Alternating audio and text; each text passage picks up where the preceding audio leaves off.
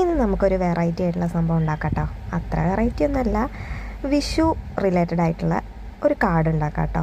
ഞാൻ കുറച്ച് ദിവസമായി വിചാരിക്കുന്നു ഉണ്ടാക്കണമെന്ന്.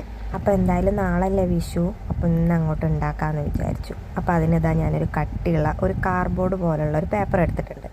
അതിലിതാ വൈറ്റ് പേപ്പർ ഇതുപോലെ അകത്തും പുറത്തുമായിട്ട് ഒട്ടിച്ചു കൊടുത്തിട്ടുണ്ട് കേട്ടോ. അപ്പോൾ നല്ല രീതിക്ക് ഒട്ടിച്ചു കൊടുത്തിട്ടുണ്ട് കേട്ടോ.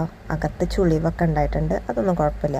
ഇനി ഞാൻ യെല്ലോ പെയിൻ്റ് എടുത്തതിന് ശേഷം അതിൻ്റെ അകത്തും പുറത്തൊക്കെ ഒന്ന് അടിച്ചു കൊടുക്കുന്നുണ്ട്.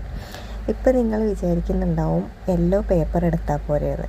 സംഭവം എൻ്റെ കയ്യിൽ ഇല്ലാത്തത് കൊണ്ടാണ് വൈറ്റ് പേപ്പറിൽ ഞാൻ യെല്ലോ പെയിൻ്റ് അടിച്ചത് കേട്ടോ. അതൊന്ന് ഉണങ്ങുന്നത് വരെ നമുക്കൊരു വേറൊരു സംഭവം ഉണ്ടാക്കാം കേട്ടോ.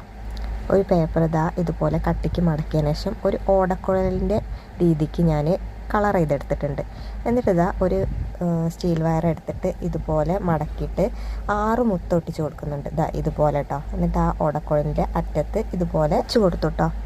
ഇനി നമുക്ക് നേരത്തെ ഉണങ്ങാൻ വേണ്ടി വെച്ചിട്ടുണ്ടായിരുന്ന പേപ്പർ എടുത്തിട്ട് കുറച്ച് കണിക്കൊന്നയും മയിൽപ്പീലിയും ഒക്കെ വരച്ചു കൊടുക്കാം കേട്ടോ.